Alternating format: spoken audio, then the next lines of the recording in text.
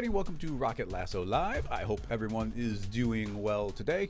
It is Wednesday. It is time to answer some Cinema 4D questions. Any notes to cover? Well, first of all, sound off if you're in the chat on YouTube or on Twitch. Start getting those questions together. Make sure you call out the specific time code or effect that you want. And I need to see the artist or studio who put it together. Now, news-wise, I think I'm not going to be able to do a live stream next week, so there will not be a regular episode next week, but it's not the end of the season. There's not going to be too many more episodes, but it's not the end of the season yet. So, FYI, no episode next week. And let's see, what else? I see that there's some links coming in already, so I appreciate that. I'm not sure the YouTube one's working, but whatever. Let's get going because we got questions to answer. So I will switch to the screen. Everything is set. Let's see, one quick thing to note while we're going is, where did the window go? It is the 1 year anniversary of us launching our very first plugin. So we launched Recall a year ago today. So if anybody's interested, I put a 1-day discount code out for this. So you can get $10 off. So if you've been thinking about getting Recall, it's a good time to get it because you get $10 off. So use code anniversary10 and yeah, you can get $10 off. So there's a link in the chat if anybody's interested. But otherwise, I just want to give a heads up. I didn't even, well, I saw on the calendar that it was, and then today I was like, yeah, let's do a quick discount code. So that's a thing. We've got some links coming in already. I saw that, I saw Crossfader had a link very quick in there. So let's see what that one is. Pulling this over. It's called Bots, a media work film. Who posted this? Yeah, Media Work Studio. Cool. So let's see what we got. Internal research for data visualization. So we got some.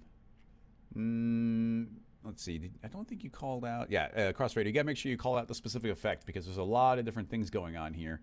I guess you might mean the generic popping here, but like there's every one of these is doing something a little bit different. So you got to tell me what your specific thought was because otherwise I have no idea.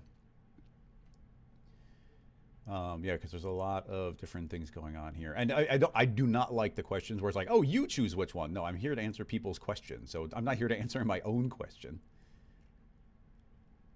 I do like the. These are supposed to have materials on them. This just looks like some sort of tracer and/or proximal effect happening, but I do like that. Yeah, all these popping around, dynamically speaking, are cool.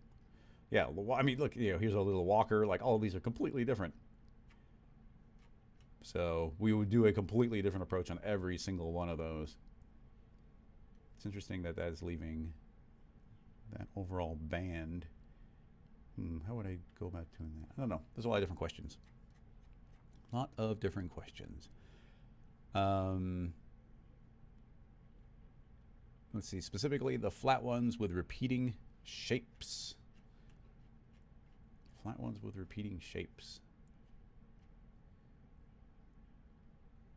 I mean, they're all just circles. And I guess a lot of them are leaving this image behind. They're very cool. There's a lot of different things going on here, which I like.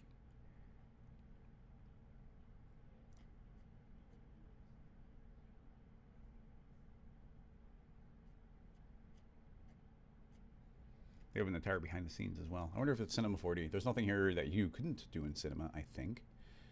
They got, you know, obviously gorgeous high-res materials going. That goes a super long way. Let us try and tinker around with some of the basics, perhaps. What is... I don't want to start from exactly their shape. Let's make some text do some of these things. Why not?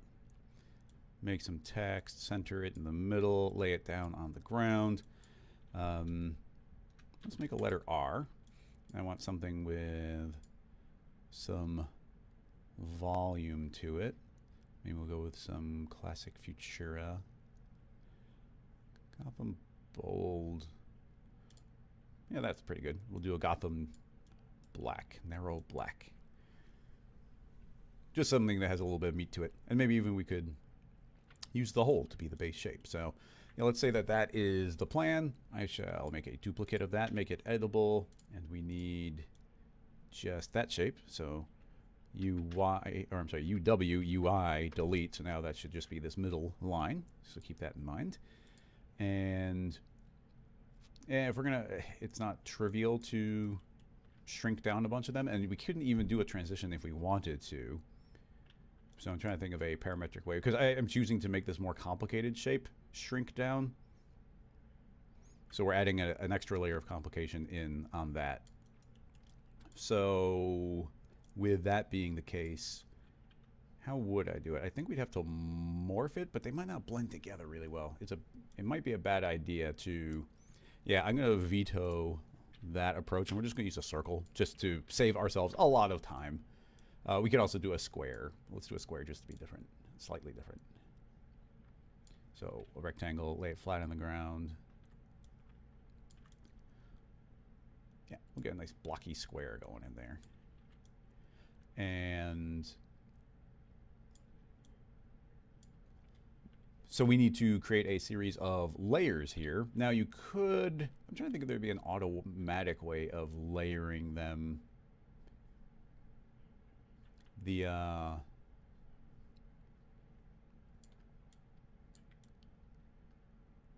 Potentially, actually, what's funny, I'm not trying to, but we could use Slicer to get ourselves like a lot more opportunity to get some weirder shapes going that would actually blend between each other really well.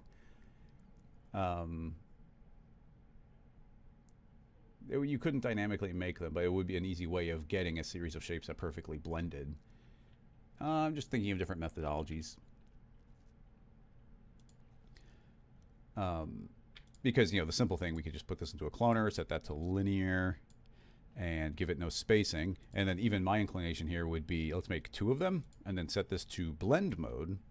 So we could just do a scale, but if we do it like this, then we can actually get a start state and end state, and then just pick how many in-betweens we get, like so, which could be, you know, nice. But we're going to need every other one of these to become the shape that gets output, and this doesn't give us every other one. This gives us every. So we'd still have to make it editable, and that Slicer could potentially do that for us. But you know, I'm not trying to force Slicer into a solution here. I'm just trying to think of what I want to do specifically. I guess we don't make things editable very often. It's not a bad idea to, you know, occasionally make something editable. Actually, today is you know, the 1-year anniversary of Recall, so I don't use Recall, which is all the more excuse to make something editable. So if we turn both of these on to have rounding, but one of them is going from 0 and the other one has a lot of rounding, then we get that transition happening towards the center. Maybe it'll be a little bit nicer actually if the outer one has a bunch of rounding and then the inner one is very square. Yeah, so kind of a fun transition there. Make that outer one as large as we want, make as many transitions as we want. So that would just go every other layer. So we can put the cloner into a null. I like putting it into a null, and we can add a recall. And if I double click, that will store the current state. And now I can make that editable freely and not worry about it. So now we're going to need to make copies of these different sections. So let's see, how do I want to do it? I'll create a connect object. And then we'll take those two, copy paste, and then put them inside there. And make a duplicate. And hide. And now I want the second and third one in. Copy paste. Let's make a duplicate of that so I don't have to keep deleting them out. So that'll be 2. And then we're going to need a few of these. So copy, paste, paste, paste. So that was these. So now I need one of these. We're going to have to keep hiding them as we go. So we did that one and that one, so let's do this one and this one. Copy, paste, put into a connect, hide, copy, paste, put into a connect, hide, copy, paste, hide, and then I guess the last one would just be this inner one by itself, and then keep it all uniform. We could do that. So that could be deleted. And now we've got a series of connect objects, each of them creating the inner and outer layer here, stacking through. So those can all be fed into their own extrude. If we select all of them and we hold down Alt as I click extrude, it'll make an extrude for every single one of them. Set this to manual. Y will push up 20. No, it's pretty small, so we'll say 5. And now you can see all these different layers layering up nicely. The extrudes, we could turn on caps, which will slow down. We probably will lower the poly if we're going to be running dynamics. Actually, if we're going to run dynamics on here, which is the plan, we don't want too many subdivisions or anything, but we could put some rounding on there to, get a little bit of extra detail, which really, shows them pop out. And selecting all of our rectangles, searching for the word rectangle. We can set these down to have not so many segments traveling around, just to, have the dynamics run quicker. Maybe not quite that low. That looks all right. One of them even. It's not naturally giving very even ones. That's adaptive for you. Yeah, whatever. Good enough. And then I guess I did miss one, which would be the final text. So let's make another duplicate. And this one will be, which is the larger one. That's the larger one. So get rid of that and feed in the text spline. So now we get that final shape, which is the overall thing. So you can see we've got the basic structure built. So with said basic structure built,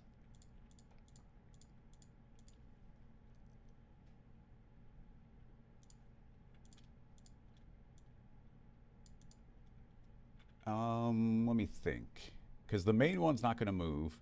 That's like the body of the object. So let's just call this, that's going to be the body, and then each of those is layered in turn. So you got 1, 2, 3, 4, 5 going. Not a bad idea to colorize these. One of my favorite techniques I've started doing since I started doing all the renders for the plugins is to manually colorize all of these things. So we could pick a color of some sort. Let's go with a kind of an olive green. And now I'll select every other one and change that to kind of a dark off blue, just to give us some alternating colors. And the body can also get something. Let's leave that like a gray. Okay, so we get those different colors going. So this they all become a dynamic body. Definitely have that going. So they'll all be rigid bodies. I just wonder if we could put these into some sort of effector to make each one do their thing. I'm not sure. Let's do some experimenting here. So I'm going to make a null and drop those inside of there. And you know what? For a second, let's not do the dynamics yet, because I want to see if a plane effector in object mode will work on this. So if we say, yeah, currently it's pushing up on Y. It's relative to the node. I'm not sure if that will work immediately, but let's change the deformation to object. And yeah, you see all of those disappeared and they moved up. So now it's affecting the object, which is actually a huge blind spot. Like, I can't believe that I hadn't realized that that was a thing, that you could just affect objects. I would always put these into a cloner to make it work. We could just feed them into an object. So having done that, let's see if the step effector works. Where'd they go? Maybe it doesn't work in this circumstance, because even a really small percentage is suddenly disappearing. So maybe in this circumstance, it does need to be put into a cloner, which isn't the worst thing. We could do that. Well, yeah, we could also potentially put this into we could put it into a fracture. We could also probably put it into a Voronoi fracture as well. Let's just do a regular fracture. We don't use those too often. So the order of them should still matter. So we drop those in that way. Oh, the fracture does eat the color. That's unfortunate. I don't think there's a way to stop that from happening. We could drive the color through a effector now, though, so let's keep that in mind. Plane effector, they all get pushed up. And then in the fall off, we should be able to put a step effector. Yeah, now you see that that indeed is working. The order is reversed from what it is expecting, so let's see if we can fix that. I will restack them. And then put them back inside. So it just makes it, we don't have to, I hate inverting things because, you know, it can really mess with your brain. So now they are not inverting. Now, I wonder if we can put a null in there and skip the null. Yes, okay, cool. I wanted even the first one to get affected a little bit, so now it is. So baseline, the furthest this can possibly go is, let's say that. We don't want them to ever break apart from each other. So that's the first thought. Now, inside of the fall off, I'll turn off step. Everything's being affected. Can we do, I want to control it. I'm trying to think of how I want to control it. One moment, looks like we got some spam going.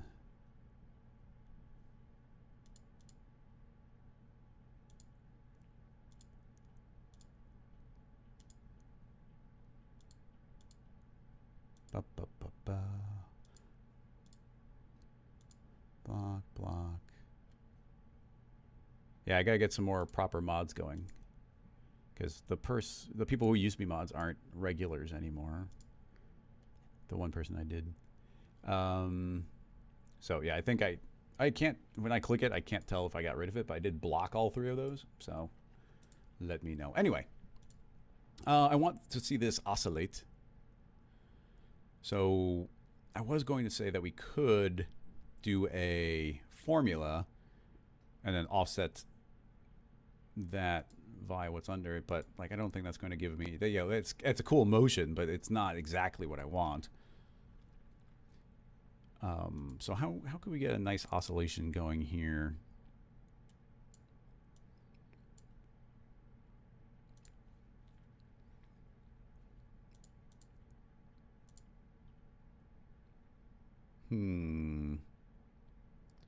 I mean, honestly, it just goes to like, this is the control we want. It's just this Y. So every once in a while, we could have that pop out, and that could be based on anything. And, you know, it'd be kind of even fun to build some sort of Xpresso trigger or something for that. So we'll keep that in mind. Make a floor, something that we can bounce off of. And we need to make sure that all of the dynamics will work, which is not a trivial thing. So things to think about. If we let's put a dynamics tag on this null and the floor. Simulation rigid body. Now, if we say that this, right now the tag is applying to children, that means they're all dynamic, but I want it to be a compound collision shape. I want the shape to be a moving mesh. So that's kind of like the most brute force version of it. So I also don't want it to fall asleep. So let's tell this entire structure to not fall asleep. And we'll need more frames. So if we take this plane effector and push it negative, yeah, okay, not while I'm dragging it, but you see it did suddenly update and make it move. So if we keyframe that, that should probably work. So let's do the simplest version where I'll just hit play for a second, and then right there, we'll keyframe this and do a test where we can go 1, 2, 3, 4, 5 frames forward, and we'll have that push out, I don't know, 25? Minus 25? Keyframe 1, 2, 3, 4, 5, and go back to 0. All right, rewind, and let's see. Boop. Okay, it's a little slow, but you see it totally did work. We don't need nearly this many frames. So we'll have that trigger in 2 frames, and it can fade out over a couple extra. Oops. Boing. Yeah, enough for it to jump. Just do a tiny little jump. Now, I would love to build in a little bit of kind of automatic intelligence, but I'm trying to think of what trigger I want to be there. We can add some Xpresso. So we'd say programming tags Xpresso, and these are pretty straightforward. And what do we want to drive? Well, we're going to drive the plane, and we're going to drive the Y. And we got simple things we could do. I wonder if we should use a monoflop. Monoflops are a pain in the butt to make run. We could also just do, let's do the simplest possible version. Let me show you. If we search for time, we can bring in a time node, and that can output the current frame. Cool. So we could then say, let's feed that through some math. So if I make a math node, math can be set to something called modulo. So essentially by outputting this, well, let me show you step by step because this is some important stuff. Make some text. And we'll drag the text in. I just want to show you, so we're outputting the current frame into, they renamed it to text spline. So you can see that the frame is outputting whatever the current frame is, exactly what you'd expect. It's going to be showing exactly the number that we're on. If we feed this into a modulo and output that, and we set the second number in modulo to, let's say, 10, then what this is going to do is start out, and it's going to be 0, 1, 2, 3, 4, 5, 6, 7, 8, 9. And then when we get to 10, it jumps back around to 0, because every time we hit 10, it's going to jump back. So essentially, it's showing us the remainder of every 10. So that will loop through every 10. So now we're getting 0 through 9 repeating. So if that is the case, let's set this modulo to 30. So now we're doing 30 frames. And hit go. And now you see it's going to repeat every 30. Okay, cool. Straightforward enough. Now, let's get a range mapper. A good old-fashioned range mapper. If you feed the modulo into the range mapper, I guess the range mapper could have done the modulo as well, but I'm trying to step-by-step show what we're doing. So currently, if we interject this range mapper into what we're doing and we hit play, then it doesn't look any different. But we could take the range mapper and say, yeah, if it's from 0 to 1, it's 0 to 1, it's cool. And now, logically, we could say 0 to 30, 0 to 30, because that's kind of what our loop is. Actually, it's probably 0 to 29, 29. So, you know, perfect matching 1 to 1, but we could draw a spline. And now you see it suddenly becomes a fraction, because now these lines aren't perfectly straight, which means we're getting fractions.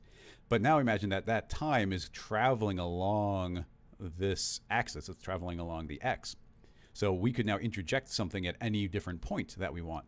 So let's put in an extra point here, an extra point here, and drag this up. So now we're remapping it. So only that part is going to return anything that's not 0. There might be a bit of a curve to this.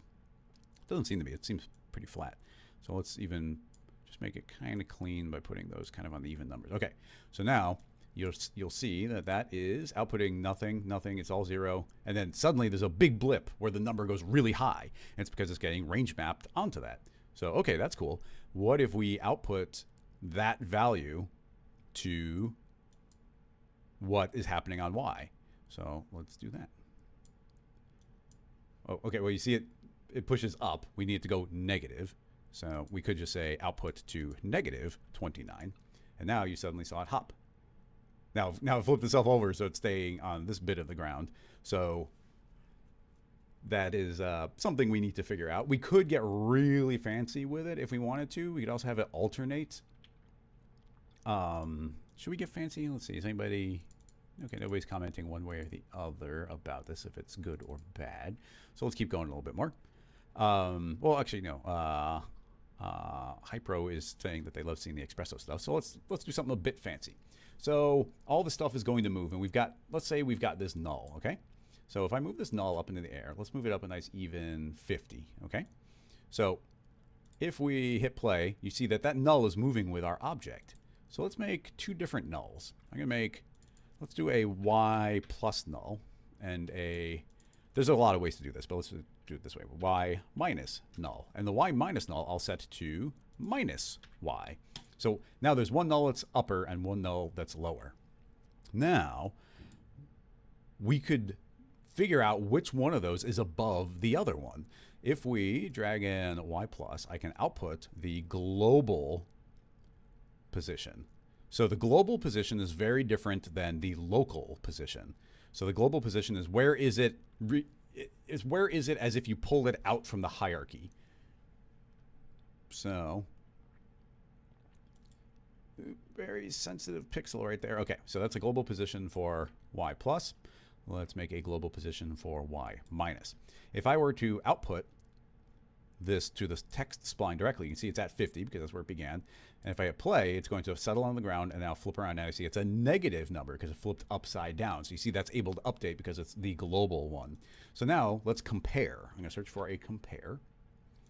And we're going to say is y plus, and then compare it to y minus. How are we comparing? Well, is it greater than? I'm just going to say, is it bigger? So if it's bigger, this will be outputting true. So let's see what that is outputting. So now you see it is false currently. Let's rewind. So at the right here, it's saying, is this null higher than that null? And it's saying true. Yes, it is. Now let's see what happens. Hit play. And as soon as it flips, as soon as it's at the halfway point, one null is higher than the other one. So now it's saying false. It's the opposite condition. So that's a little bit of intelligence that we can use now. So how do we make that do something? Well, let's output this as a multiply. Can we do that? True and false is 0 and 1. So I guess we got to do it as a condition. So let's output a condition. So here's a logic condition, and we're going to output. So if it's true, I think it's the top one. So if it's true, it can output 1. And if it's false, it'll output -1. So now we've got our range mapper, and that can be outputting this value. So how do we combine those two? Well, pretty straightforward. Let's just make another math node. And the math node, we can say take whatever that number is and multiply it by either 1, which doesn't change it, or -1, which will invert it. So set that math to multiply and have that be the output. Now, it's entirely possible I did that backwards. So let's just see. Rewind, hit play. Yeah, it looks like I did it backwards.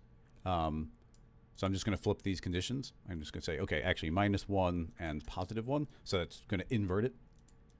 And hit play, and now it should hopefully push down, and now it's flipped this way, and now you see it's flipping on that side, and that's here, and it's flipping on that one. So whichever side lies face down is going to cause it to flip the other way. Bing, bing. Now, that's cool. I like, that's already working really well. Why don't we make this not time-based necessarily? It's not necessarily going to be time-based. Well, if we do it this way, it's going to take a while. Maybe we could do the monoflop, but I always have so much trouble with the monoflop. Because, okay, what's the monoflop? Well, normal one shot. Okay, the monoflop wants a true or false condition, and then once that condition is met, it's going to run a, yeah, see, it's a time, maybe it wants the current time and then the duration it should run. Yeah, this is going to be challenging, but let's see if we can get it to kind of work. So if I say that's the current time and the duration should be 30 frames, and then output that, it says false. That's interesting. I guess maybe true, false. So that's just saying true or false. I thought that would do a countdown. Yeah, see, I haven't done this one in a while. That's the time.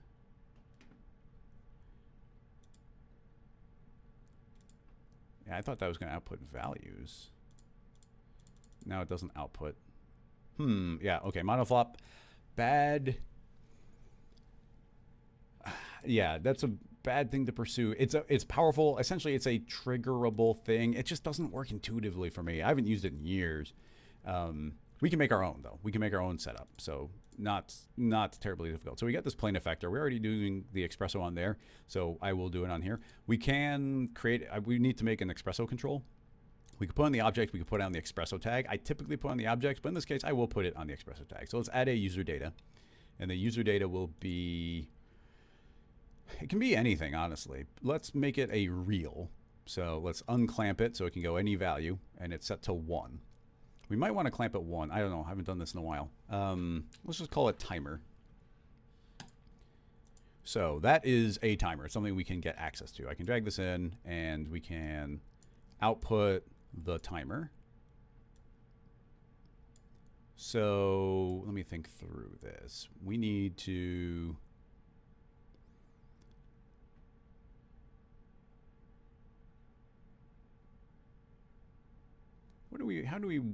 we need to decide on what functionality we want. So we could say that once it's lying flat on the ground and not moving for a while, it should jump. So we need to decide on what that length of time is. Now, what I typically do is I build them in as constants. So if we search for constant, we could type in whatever value we want. So I could say 30. So if it's lying on the ground for a full second and not moving, then we can do something. So how do we make that be true? Well, let me think. I haven't done some of these in a while, but this type of setup is really fun. I love building intelligence into these things. We could have just fed this whole thing through a field and been done with it. That would be super easy. Actually, before we go into this intelligence part, let me show you. Because we did just build this nifty rig where we're getting a positive value or a negative value, maybe that's all we really need that to do. So yeah, let's keep that in mind. We are now outputting. Let's output this, and we already know that 30 was a good value. So now we're outputting 30, and it's either positive 30 or minus 30. That's what's getting output. Let me show you. Output that to the text, and you see we are currently outputting 30, which is backwards. So let's set this to negative 30. So that's going to push down given this condition. So right now, the only intelligence we built in is it knows if it's up or down, okay? So then let's just go into the plane effector and say, okay, well, let's just control this with a fall off. So we could just feed this through some noise. So let's feed in a noise field and set this to, I don't know, it's just a Perlin noise. I guess we should get a quick preview. Is it not going to show me? Maybe as a field it doesn't? I thought it did. Yeah, okay, well, that's fine. I was hoping to get a visual representation of what we had here. Let me think. How do we do this? Okay, temporarily. I just want to show you step by step, not lose anybody. Okay, I'm going to temporarily turn off the dynamics, okay? Turn off the floor. And now let's just hit play and see what we get. You see, everything is pushed on one side. Oh, I shouldn't have gotten rid of the step effector. Normal. Okay, so now you can see it's stepping down. That's fine. Now we got this random field. So that random field will multiply. So now you can see it's multiplying. You see it's not as powerful. So now let's give that some animation speed. And now there's a big cloud of noise animating. You see that is slowly moving. Now, the cloud of noise does not have very high contrast. So inside of the remapping, let's make sure that it does have high contrast. So going into curve, we can say, okay, let's start scooting this in and scooting this in. And now it's kind of like we're increasing the contrast on the black and white image where it doesn't spend too much of its time in the in-between state. So it kind of wants to be the full length or not the full length. And you could keep on tightening this up as much as you want. So we could tighten that up and tighten that up. So you can see they get a lot tighter. So you can see it out and it's in and it's out and it's in. So you can see it slowly transitions between those a bit. Now, we don't have to keep it that way. We could do a similar thing here where we drag that down and we say, hey, you know, when we get to the midpoint, it'll suddenly shoot up and we can bring in the contrast there. So now there's only a quick blip as it transitions past that. So you see it goes out, in, and the tighter we make that, or we could make it tighter. We can also speed up the noise. A lot of variables to play around with here. So you can see as I speed this up, but that's gonna be pretty random. Those are not regular movements. So that just shoots out. Actually, now that I think about it, we could have that be a regular speed, which is a fun detail. I don't want to lose anybody, and I probably am because we're going all over the place. But this is currently outputting like a really strong, it's either nothing or pretty high, and it transitions slowly in between. But if we take that, let's put that into a folder, set the folder to multiply, we'll set the noise to normal, and then I'm going to put a quantize here. So if we put a quantize, this is like a posterizer, and I'm going to say it's got one step. And now that means it's on or it's off. Do you see how we get that? We get a blip on, off, on, off. So now depending on if that blip hit or not, it suddenly blinks on or off. And that's all good because then we can do the other thing I like talking about, which is use a delay. And if we put this delay, it's set to smooth. And now if we set the smooth relatively small, we actually do get that transition time, but because it's smoothly transitioning between black, white, black, white, black, white, then it will give us a even time for it to do the transition. So getting an even time there, it's still randomizing when it's going to trigger, and if the trigger stays on, it could just stick in that spot or could keep on bumping into it, which will make it stay out for a long time. But you can see now we've randomized it and we've got a pretty regular speed going. It's all dependent on the noise. Cool. Okay, if that is now happening, we still have the intelligent Xpresso, which is going to be changing this value from negative 30 to positive 30, depending on if it's forward or backward. So let's see what happens if we turn back on the floor and turn back on our dynamics. And look at that. Boing, boing. So now this is randomly driven, 999. So, a little bit of intelligence, and now it's allowed to flip. Boing. And yeah, that randomness can go a long way for, it is really nice to build intelligence in, but I don't know. This is kind of fun. I like this because in theory we could, I don't think we can make it in the cloner. Could we put this in the cloner? I don't know that we could. But you could definitely make more than one. I could make a second one and move it over, and they're all still referencing the same cloud of noise, which means they're going to be, their noise is going to trigger at different times. Yeah, we definitely could not put it into a cloner because, sorry, hang on. This random field could be pulled out, but this plane effector needs to be part of the structure. So let's just call that spring.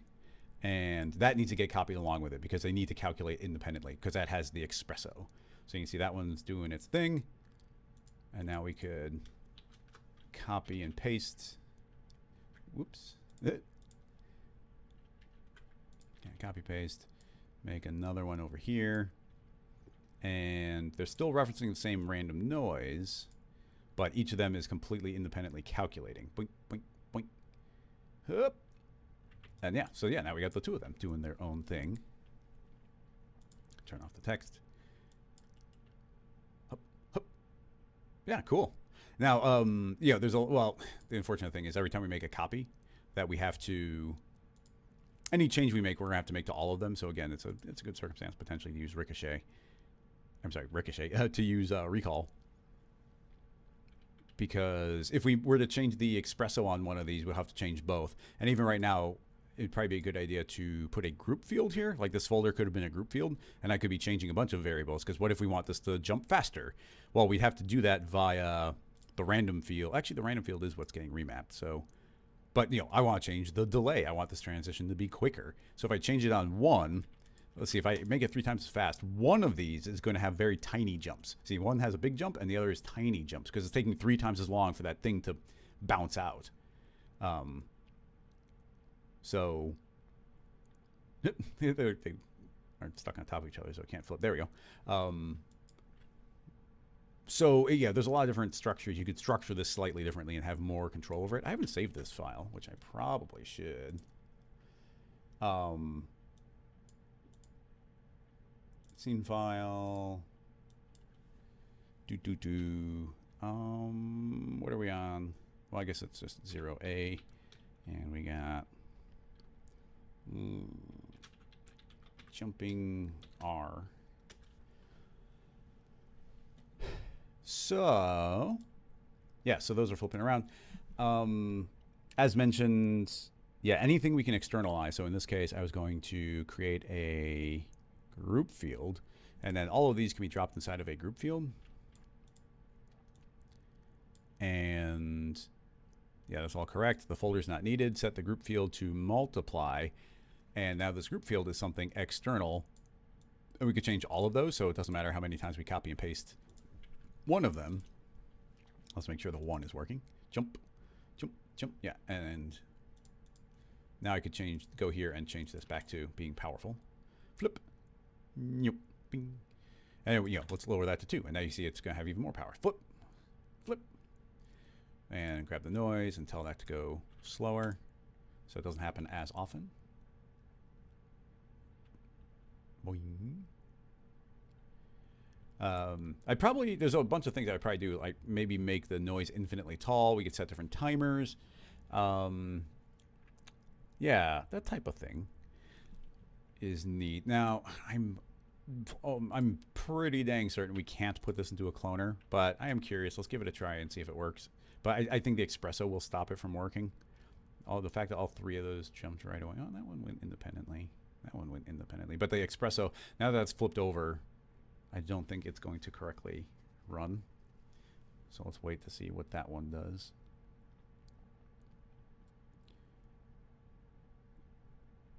I expect, yeah, see, I saw it on that one. It's still popping upward. The Xpresso can't run once it's in the cloner. So this one doesn't know it's been flipped upside down. Yeah, see, it's still popping up. So that's where the cloner bit doesn't work. I wonder if there'd be a way around that. Maybe, maybe not. But yeah, sadly, you couldn't do it in the cloner. But having said that, we can put that into a cloner, make as many of those as we want, and then put another recall tag on there. And now I can make that editable, and then we can watch this. We could watch this go and start doing their thing. Or, oh, did making the cloner break like the Xpresso? We didn't end up using the timer, but, ooh. Oh, dang it. Yeah, okay. Okay, well, I could hit undo, but right now we can double click that Xpresso, or we can double click the recall and bring it back again. So we can probably make this work by making it editable, but the Xpresso is currently looking at this Y plus and Y minus, but cloners delete nulls. If it's a null, it's like, well, I don't need that, and it deletes it. So it does break this type of scenario. So what we can do is just swap that out for kind of anything else. What I typically do would be an empty polygon object, so we can just make a plane, select all of the points, delete, and now that's not a null, but it might as well be. It's empty. So now we can drag that in, and we'll just call this one Y plus, Y minus. Go into the Xpresso and swap those out. So just make that Y plus, make that one Y minus, delete the null, and let's make sure that that is on positive 50. It doesn't have to be 50, as long as it's any positive, any negative, but we know 50 worked, so I'll keep it consistent. Okay, so we got our positive and our minus. Those should be able to be seen again. There's no actual geometry. I think that's all good. So I'm going to select recall and then click override to override it. If we are inclined with recall, we could always go into the notes tab, and I can even click render view. And that's going to take a screenshot of what's currently going on. And so, you know, that's like, oh, that's what that is. And then let's put in the letter R. So now there's an R on there. So now with that overriding it, now we can make that cloner editable. And let's see, flip. And now let's see, bing. Okay, yeah, now they seem to be alive. So yeah, all of these are now able to run by putting them into a cloner. And we just have to remember we don't make any changes in here until we double click recall. But now we're free to go and make other changes on other unrelated things. Like we could select this random field and be like, okay, they're working fine, but let's speed it up. Like we want them jumping more often, so let's double the speed and have those jump around inside the group field. I could say, hey, we could put the effector strength down to 1, which makes them even stronger in the way that they're trying to jump. So you can see how they're trying to flip even more. Boing, boing. Yeah, so now we get some nice like jumping beans going.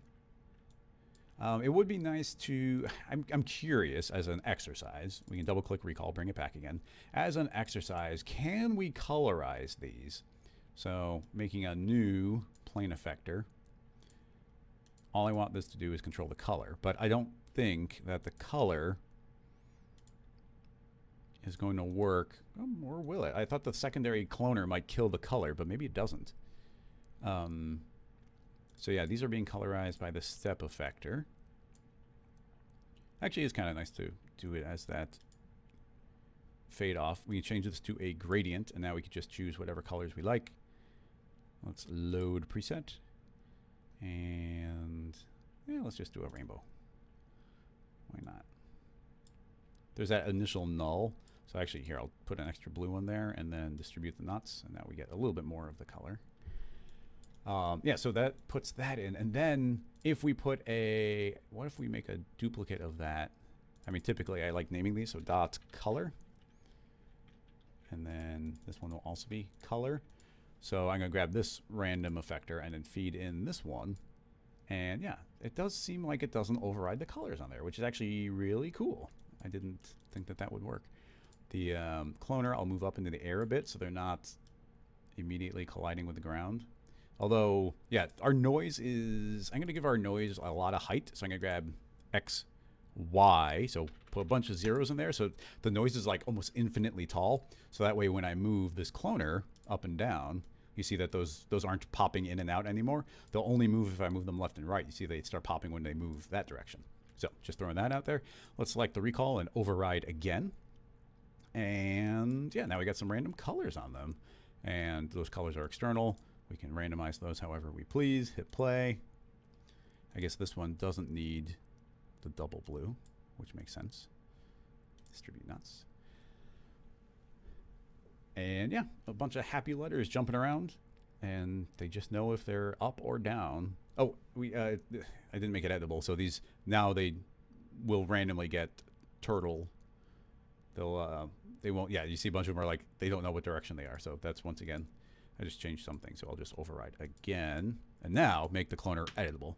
So now we hit play, and now they're all hopping around. It runs a lot quicker when the cloner's been made editable. Bing. Bing. Oh no, those two intersected. Yeah, there's definitely, you know, dynamic settings we could set, but definitely don't want them getting too tangled up on top of each other. But yeah, fun stuff. We should probably have made a light so we could see a little bit of grounding. Shadow, soft, options, shadows. Shadow, 50% please. I'm trying to think of anything I want to add to this. Are there any follow-ups here before we move on to the next question?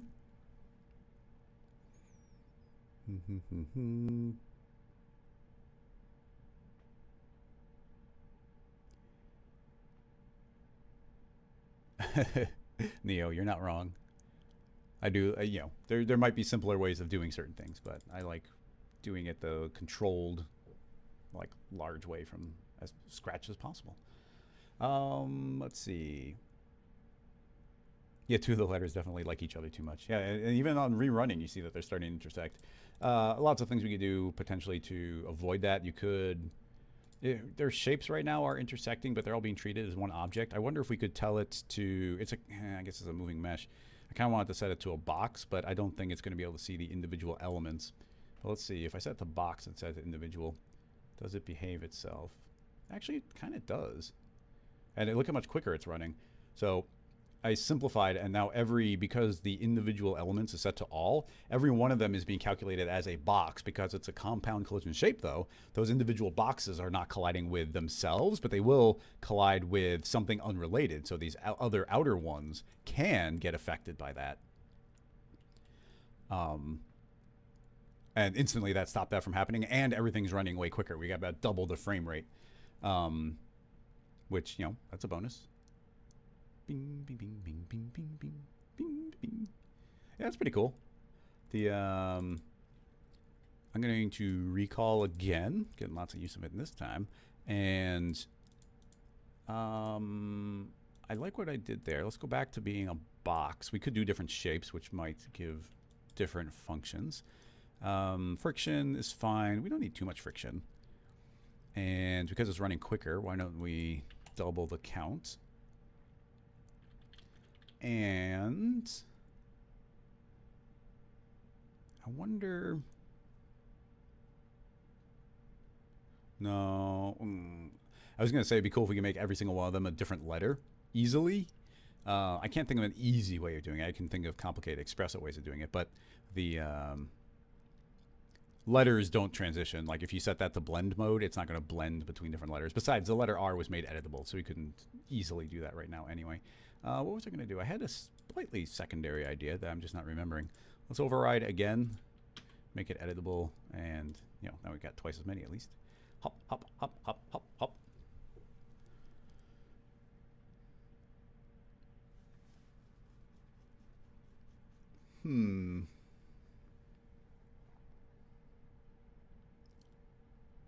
Yeah, there's so many things you could layer up on top as well. I mean, you know, depending on if any of the bits were bothering you. Like, if that pops out and in again too quickly, we could put a limiter on that. Even right now while it's alive, we could get in this group field, say, put a decay on it. And now it should take a little bit for that to fade back in. So let's do I'm going to do a crazy one like 99, and now you can see it that's stuck out, and it would very slowly fade away, but it's probably bouncing again before it gets a chance. So let's make that well, let's lower it down. Now you see how it's slowly faded out, so it should stop it from feeling like it pops out. But it can always like refresh and go out again before it goes in. But yeah, that's a thing. Boing, boing, boing. Hop. Yeah, that won't stop the initial hop. And yeah, lots of fun to be had. I wonder if, oh, here's one thing we could transition. Let's double click and the recall and bring it back again. So maybe I will duplicate the letter R. I think we could still blend, but the one thing I will change is the extrude. So let's try grabbing all of these extrudes, and we'll make one of them like like some of these way thicker. Let's go 50, just see what happens. So now you can see some of them. Oh, it's not transitioning. I thought the hierarchies were identical. I'm not sure what it's not liking about the transition between. That's too bad. Oh well. Yeah, I mean, these are decently complex hierarchies, but something about it, maybe it's even like the Xpresso tag, something about it's like, oh no, I can't blend those. And I don't know what it is. I thought maybe the spring would be causing it, but no. Anyway, we could override that again, make this editable, and now we got some bigger ones just to see what happens. Yep, they'll still hop. They might get stuck on their side though, which I'm counting on. Yeah, so that once those land there, it doesn't know what to do anymore. Like it's like, I'm forward, I'm backward, I'm back, forward, forward, back. So eventually all of these will end up standing on one of their side. Well, I guess not the skinny ones, but all of these big ones will eventually all land somewhere on their side. Just, only one is still not quite. Hup, hup, hup, hup. Come on, you can do it. No, before the time runs out, do it. One last chance. Do it. Oh! Nope. It failed. Reset. Anyway, lots of fun to be had here. I like it. So yeah, let's give that one a save. I'm going to double click it and bring it back here and then rename this to make editable. So when I save the scene file, and these files will be available on Patreon. If somebody doesn't have recall, you'll still have this working version. You can always just make that editable, but you have to hit undo and bring it back to life to do it. Let's see. Yeah, have them race to an incline. Yeah, there's definitely lots of weird things we can do there. Let's see. Lights 4D appreciated. An accurate and clear explanation.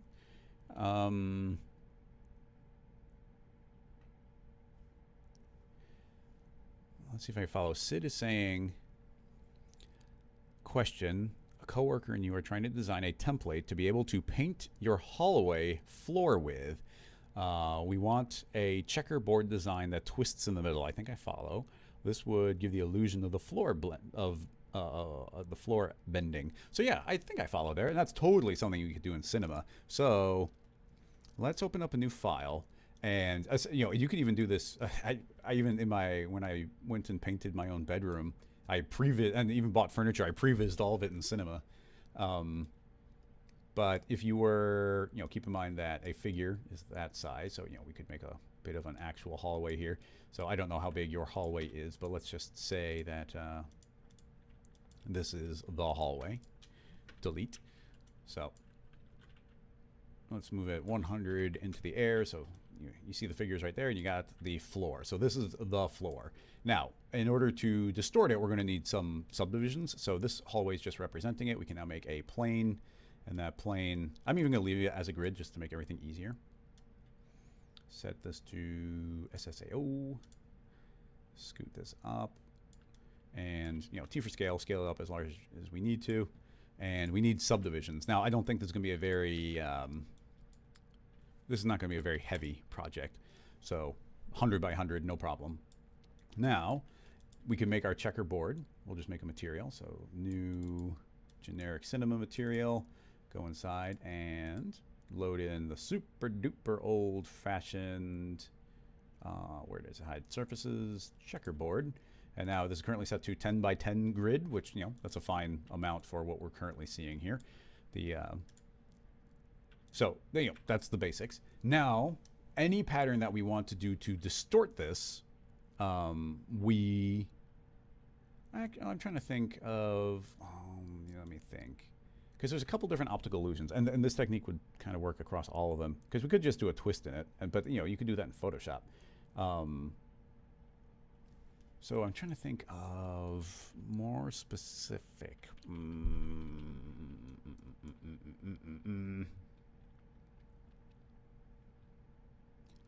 I guess what you I think yeah, you want this to.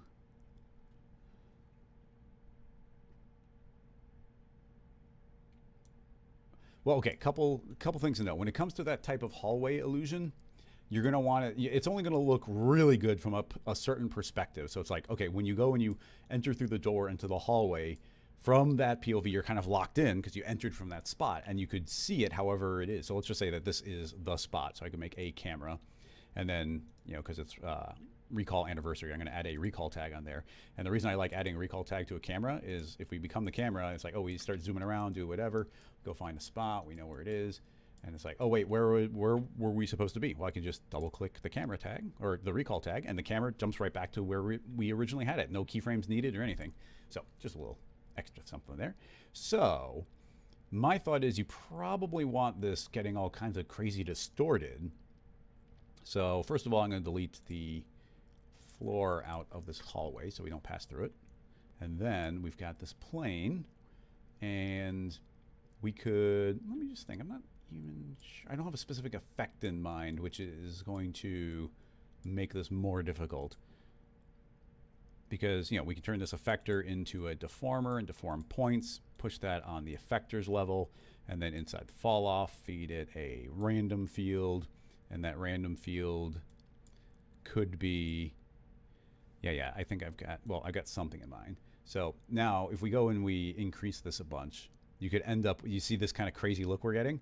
Now obviously that's not, you know, right now it's currently all super duper deformed all over the place. In addition, you couldn't have it probably go up to the walls and look all crazy.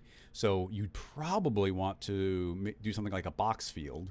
And if we go to a top POV, you see the box field is falling off and it's pretty much matching that hallway, the original hallway, pretty well. So I want to make that box field really long. So let's stretch it on Z. I'm going to go like overboard and push it really far. So then you can see how it's transitioning here. And then we can set the box field remapping invert, and now you can see that the edges are essentially unaffected. And in the contour, we can smooth that out a bit. So go to curve, and now that those are smoother, the transition will be smoother between the two. So now we just have to combine, you know, figure out how we want these to combine. So that could be a mask where we multiply. I guess if we're multiplying, we don't invert. So let's de-invert, and now you can see that it's deforming right there. And let's have the plane effector go a bit negative. So yeah, so now, now a couple tricks when it comes to this type of grid. So once again, let's go back to our theoretical original camera angle. You don't want, let me change this point of view. You don't want any of these lines to crisscross each other, because I think that will break the illusion to some degree. So you can see I can keep on pushing this down, down, down, down, down. But once one of them, essentially once the geometry crinkles, let's temporarily pull this material off, and all this shadowing is making it a little bit hard to tell. Is that SSAO doing that? I doubt it. Let's go to a quick shading. No, it's still, all right, fine, create a light. Nope, the quick shading stopping the light from working now. Okay, there we go, a little bit. It's just the shadows were making it very difficult to tell. Anyway, the point being is I can keep on pushing this negative, but you never want any polygon to fully disappear. It could get really small, but don't disappear. I think that would somewhat break the illusion.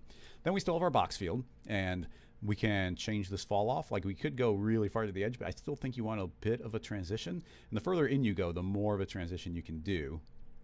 So right now I'm just deforming this by pushing it up and down. Well, pretty much pushing it down, putting the material back on. Again, you can see how we're now getting this distortion effect, but that's really there. That's really on this floor. It really is distorted downward. So how do we make this match a bit better? Also, I'm just gonna arbitrarily scale this hallway up so we can get an even number of those blocks going. It'll just look better. And then the box field can scale up until it's matching. Okay. So yeah, now we got this distortion. Kind of eye level, push that as far as we need to. So that's just pushing up and down, but you know, in theory, we could be distorting in other orientations. You see, you know, just by changing this direction, I can distort in other ways. So let's just push that as far down as we can, and then I think we're safe just making a duplicate of the plane effector and make it also a child of the plane, but don't affect Y this time, instead affect Z. So now it's calculating after the other one, and this can now be given its own different random seed. So you can see how that's distorted even more. So you're getting all this extra crazy distortion pushing one direction. Keep in mind this plane effector is pushing only like to the left right now. We might be able to make it go both ways. Well, if we say go positive and minus, that can work, but we have to turn off the clamping, and we have to tell the random field. Oh, and we probably have to set this to a mask. Set the box field to be a mask. Set to normal, and then the random field needs to go to -100. There we go. Now it distorts both directions. So you have to do several steps for that, but that's now distorting both ways with a different random scene, and we can distort that as much or little as we want. Once again, you don't want to go too crazy, because once lines crisscross each other, I think that you kind of lose the pattern. But I think that maybe you're starting to see a little bit of the crazy, like, distorted hallway idea. And I don't think that one's doing it, but this box field, it's just fading off a little bit more than I want to on the edge. So curious how far we can go. Actually, that doesn't look bad. I don't want to just crop there on the edge, but maybe we can smoothly go in. Think-a-dink-a-doo.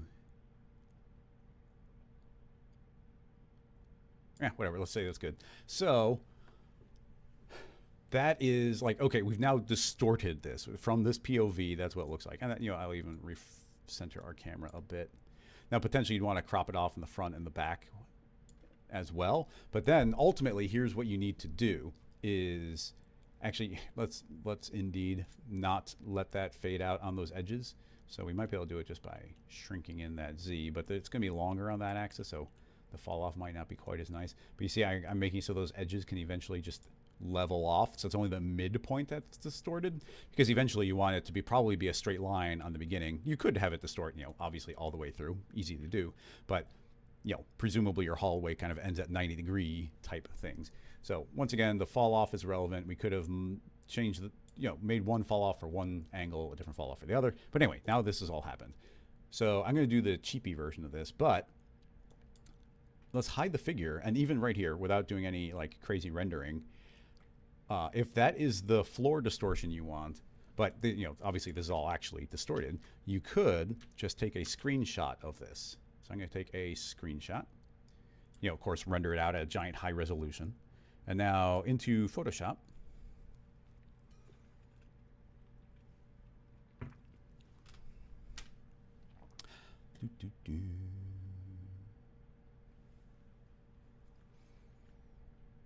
Yep, in the Photoshop, open up a new file. Paste it in. Okay, now in Photoshop, something super easy we could do is just counter distort this. So let's see, how do I want to do it? Let's go to perspective crop tool, and then you can go point, point, point, point, and now hit enter, and it's going to, oh, why did it do that? Let's try again. I think we can just draw one out that way and then stretch it to the corners. Perspective crop tool.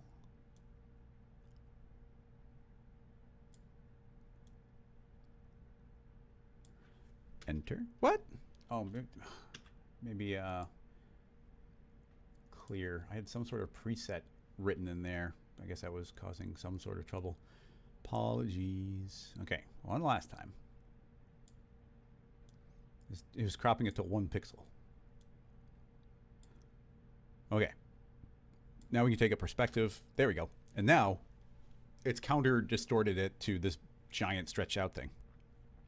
Potentially you'd want it to be longer and whatnot, but let's just say that that's good. Well, it's not quite good enough. Let's select the entire thing again, and I'm going to just be a little more precise on this corner. Hold down Control so it's not snapping. Be a little more precise right there as well. Enter again. So a reasonable crop. So let me save that. And we'll go into the episode.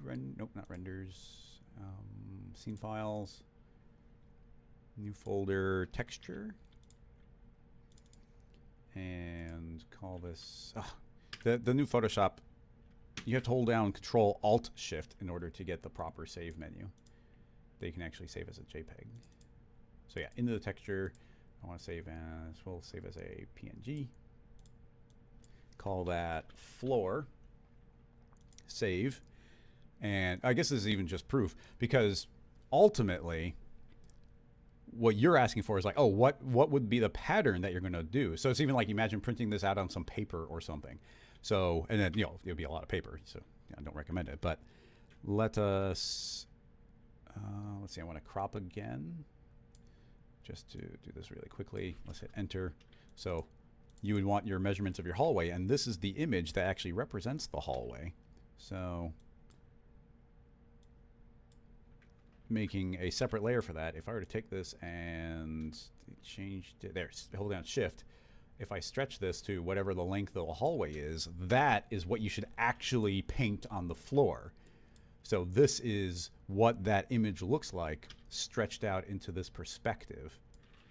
So that is, this is actually what you should paint. But then when you stand from this perspective, it will look just like this, but actually be flat. And the proof of that should be here. So let me save this.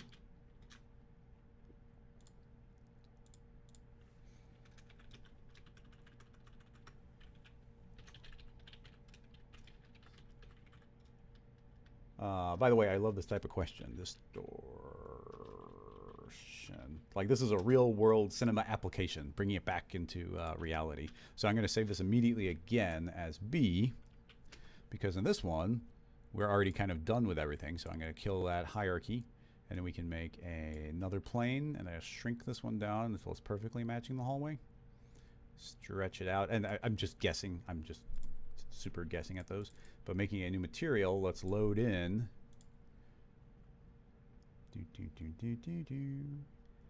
Load in episode 30, scene files, textures, floor, and apply that to the floor. And now look at that. It looks like a, well, I mean, this highlight isn't doing us any favors. It's kind of breaking the illusion. Your lighting apparently will matter in your room. But yeah, so you do this, and now it's like, oh my goodness, look at the super distorted floor as you go to walk down your hallway. But you'll see that it's actually perfectly flat. So we're able to take the rig, make anything we want, screenshot from that perspective, and then, yeah, even in Photoshop, just counter distort it. And this would be what you want to paint. And it goes to, you could just paint the black and white lines, or, you know, if it's a white floor, you could just paint black lines.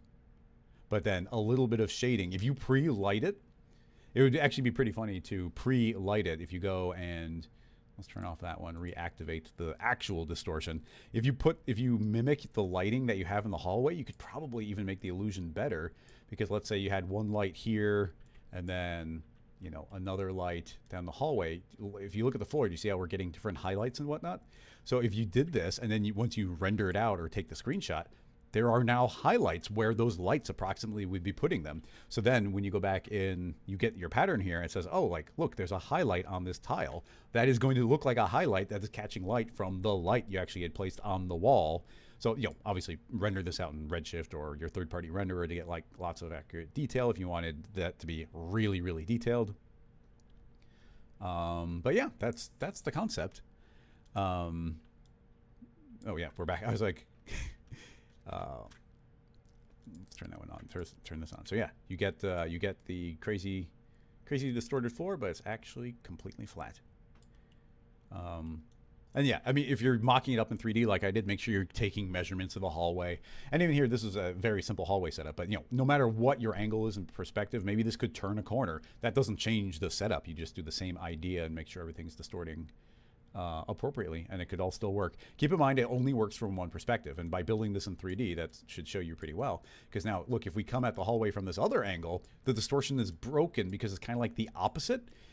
Like, we're getting double the effect where these are actually super stretched out, and everything feels like it's pushing, you know, you see all these angles feel like they're warping towards what would be that doorway. So once again, as I mentioned, this will only really work from one perspective. And yeah, but the fun to like swirl these around and twist them, or I just distorted them up and down and a little bit on Z. But yeah, lots and lots of fun combinations. I like it. Good question. And Sid seems happy with it, so it's good to hear. I'm going to jump back to Twitch for the next question. Tom doesn't ask too many questions, and you jumped in at the perfect moment. Let's see what you got. Is there a way to get a mesh deformer to apply to an animated high poly model while being driven by a low poly cage? Is there a way to get a mesh deformer to apply to an animated high poly model? Okay. Basically, you want to keep a keyframe animation. I see what you're saying. Unfortunately, I think the answer is no. Because, and here's why unfortunately, the answer is no. If I do something real simple like a subdivided cube, if we make that editable, and then in theory, you've got yours animated. I don't even think we have to animate it to show the problem. And that is, if we make a mesh deformer and drop it in, the mesh deformer, oh, and it needs to get a cage dragged in, not surprisingly. Okay, so we'll just make another cube, and this will be the cage. Boop. And as soon as we have dragged that in, now I can click the initialize button, and that right there is the problem, initialize. As soon as you click initialize, what it's done is it's taken literally that point and said, okay, that point has this relationship with these other ones. Like this point is 99% influenced by this, and then 0.1, 0.1, 0.1, 0.1 on all of those. And meanwhile, this one is like, oh, I am 40% influenced by that, 40% influenced by that, and then 10, 10, 10, 10 type of thing. That's all being pre-baked in. This is now like 100 kilobytes of information about the relationship between this point and the cage that's deforming it. So that is the problem. And there's essentially no settings. There are no settings to make this behave differently. These have nothing to do with that. This probably won't solve your problem, and I apologize that there isn't a better answer for you. But if you could get away, and I know you're saying a low poly mesh, so this is like 99% chance that this isn't going to work for you. But if you did use an FFD is very conceptually similar to the mesh deformer, except this one is not spatially bound, so you're not actively binding anything to it. So now this underlying mesh, it could change to anything. It could be completely crazy staticky looking, and it doesn't care because it's not locking in any kind of relationship. So I could grab this and distort it via the FFD, and all it had to do was be trapped within. So if you could make an FFD do what you want it to do, that could work, but it's highly unlikely that that is actually what you're trying to do.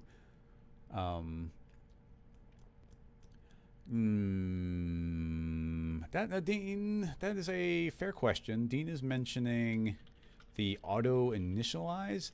I have never used the auto initialize, but that doesn't mean it doesn't work. So you got auto initialize.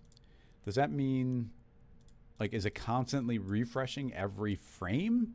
That's my question. So we can find out really easily by morphing our original.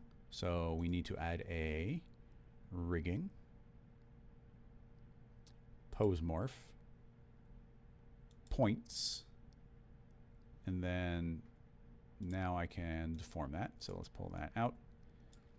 And I mean, it's an ugly deformation. It would be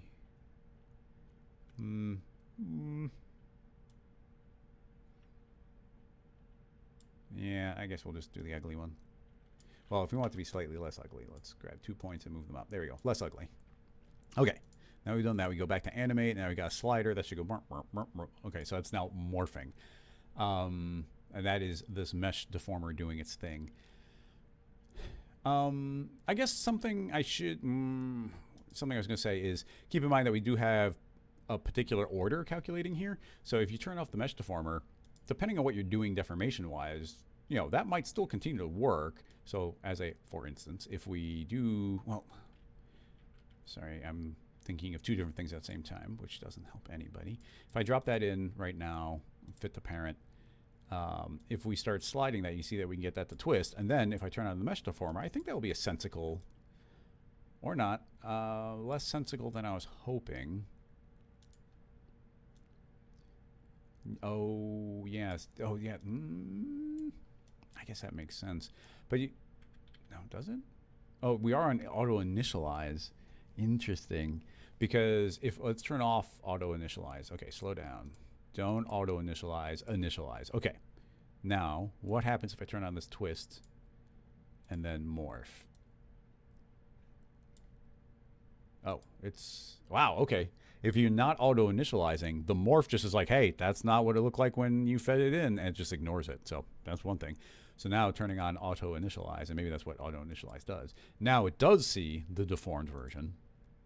So now if I say change the pose, that is deforming it. It's deforming it from the back, which is encouraging. But now some of these points are escaping the original bounding box. Is it possible to say the surface? Yeah, that's actually doing an okay job. So this might be constantly kind of reinitializing in the state it is beforehand. But your deformation is going to have to be like well within those bounds. It's not perfect, but maybe it can kind of work.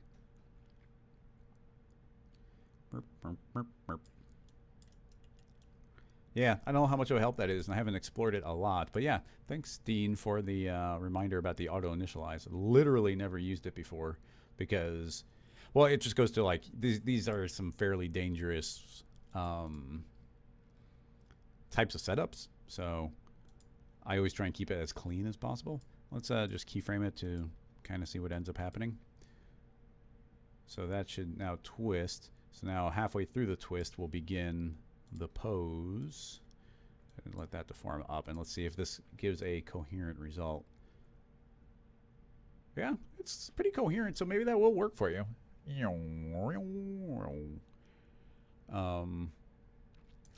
I wonder, you know, surface, we can do surface area. But yeah, surface area is maybe slightly better deformation on that. Expect weirdness, but there's a possibility there.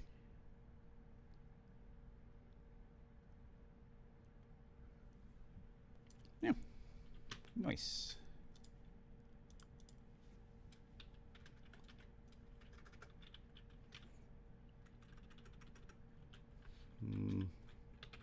Mesh deformer, auto, Init.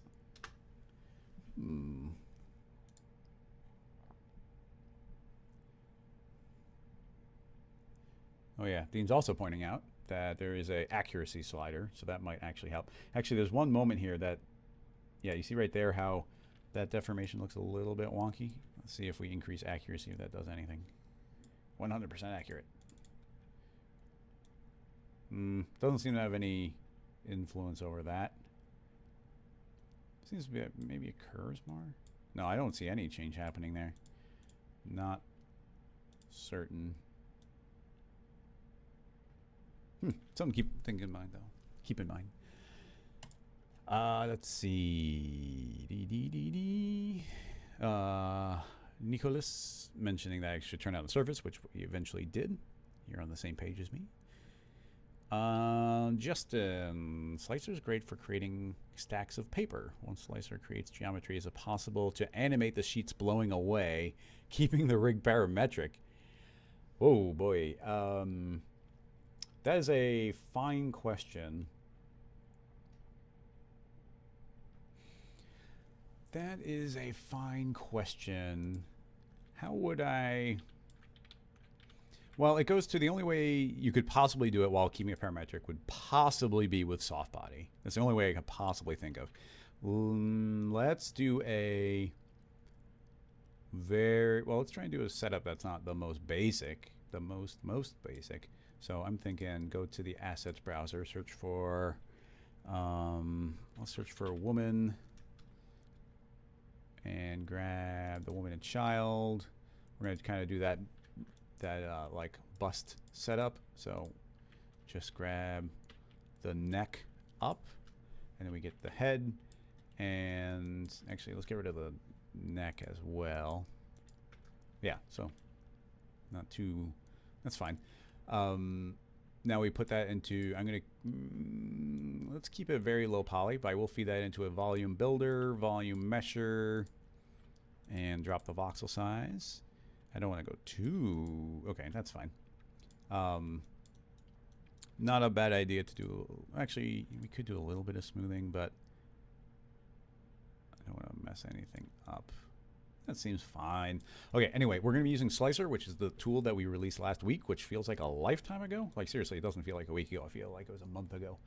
But anyway, so we got Slicer. And with Slicer, I will remote in and slice it up. So I want more cuts, and let's have this. Oh, it's really tiny. And it's flying really far away, so let's zero that out. Boop. That should be better. Okay, cool. Now tell Slicer to auto scale. So now you can see we got a series of slices going across. All good. Now we can hide the original head, and you can see we've got a series of cuts. Now here's where some things might get a bit challenging. I'll hide the widget, and you can see we got these slices. I could go into geometry and say be flat, and you can see it's returning a series of flat sheets, which is great. And you know, in a lot of circumstances that would be fine, but what we need is something that can deform and move around. And this is definitely not going to allow us to do that because Slicer doesn't have any subdivision options. It just returns nice clean n-gons. So instead, we have to keep this as a series of splines. And then under spline, I'm going to say return the segments as exploded layers. So now every one of those is being returned as a separate object. If I were to take Slicer and make it editable, you're going to see that it's a series of different splines, which means that can be fed into a extrude. And the extrude will be set to Y0, and then tell it to view the hierarchy. So now it is viewing every one of those splines that is a child and returning each one as a flat sheet. But now I can go under caps and turn caps onto Delaunay. Delaunay is a pretty great subdivision. Depending on, we can twirl down, and there's extra settings, so we can change the density to make that go up or down, or turn on quad dominant. So yeah, that's probably our best bet right now. These subdivisions of the spline and the edge are going to go a long way. I think we should take the Slicer and add a little bit of smoothing on, which is always a good idea. So here's some smooth. Let's do one iteration of smooth, and the instant I do you see how these edges, let me get rid of it. You see how pinched up that corner is? And it's because it just happens to have a bunch of points right there from the volume builder. But if I tell Slicer to smooth it, then it's now smoothing out those edges, and everything's just way more clean and even. So you can see we've created a nice, somewhat even grid of geometry all around. I'm trying to think of anything I could do to simplify this, because this is still a lot of geometry. It's a lot of geometry. Yeah, I'm worried about that. The volume, it just goes to, the geometry we're getting is going to be based on what the head has.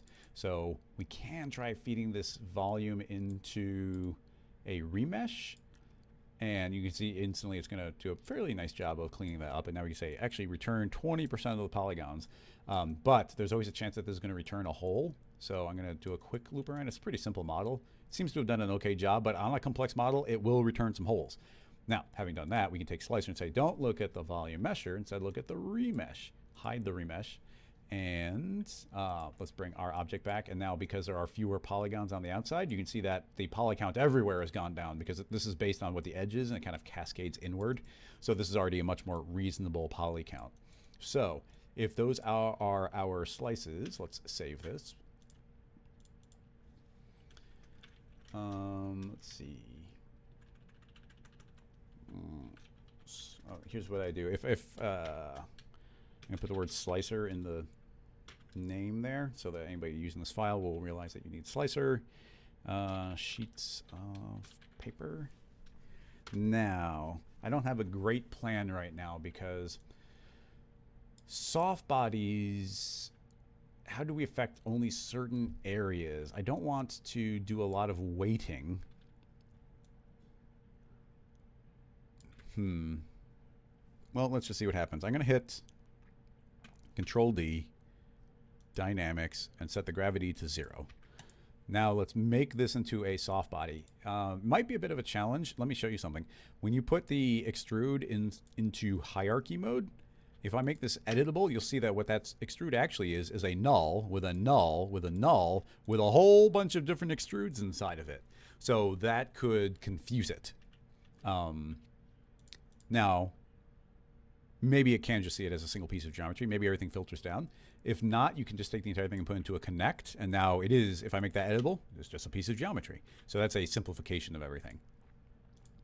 But it is a nice, clean setup overall. Okay, having done that, on the connect, let's add a soft body tag. So not even changing anything. Actually, I'm going to turn off self-collisions. That's going to make everything go quicker, and it'll stop things from exploding. Potentially, we can turn it back on again. Let's hit play and see what happens. Ooh, okay, that's going slower than I was expecting. I'm going to try and hit pause quickly. If not, I did just save, so we didn't really lose much. Oh, okay. So you see all of these suddenly started exploding away. That's why it took so long to calculate, is because every single one of these was seeing its neighbor. And it's like, I'm too close, and they're all trying to push away. So it's a really complicated initial calculation. That's because this head was really tiny, and so all these polygons are very tiny. Just speaking from a cinema point of view, cinema soft body dynamics are expecting to be an object about that big, and now we're on a tiny little object with a bunch of subdivisions. So that's what happened there. So rewinding again, I will go to Control D, and inside here under Expert, there is a setting called collision margin. That's up to 1. I'll set that down to, you can probably do 0.1, but you never know. So let's try, I'm going to try hitting 1 frame forward. Okay, nowhere near as much exploding, and you see I calculated way quicker, and I can hit it again, I can hit it again. I'm not quite sure what's going on here as far as it all contracting in. What's going on there? There's no forces happening here, so why do we have any move? Oh my. What? Well, we've got that one frame of like refresh that's been happening in cinema in this version where it doesn't seem to, yeah, you see, it's just a refresh issue, which is super annoying. But if we go 1 frame forward, 1 frame back, it's like kind of resetting, and you see it made it pretty clean. And now if I go 1 frame forward, nothing really seems to change. Well, a little bit's changing. There still might be a little bit of bumping between them, but you see that very little is changing between them. Actually, more than you would think. There's no forces in here. We turned off gravity. I will set the collision margin to 0. And then our overall scale is expecting things to be quite large, so I'll set that down 1 more as well. Rewind, forward, rewind. Let's once again carefully 1 frame forward, 1 frame forward. Okay, that seems to have calmed it down a bit. There's a little bit of wiggling on the edges, but you know, that is what it is. Nothing's colliding with anything else, so if we hit play, it'll probably play, but pretty dang slow. And that, once again, it's just soft bodies. We got a lot of soft bodies calculating, so this is what it is. But now you can see that we do have a stack of papers, and they are now dynamic. So my thought from here would be applying some sort of wind that we slowly fall away from. So my thought is, let's create a field force. And the field force will do a couple of very specific things for us. A couple things we do. Let's go back to the slicer, and I will set that to only give us 1 slice right now.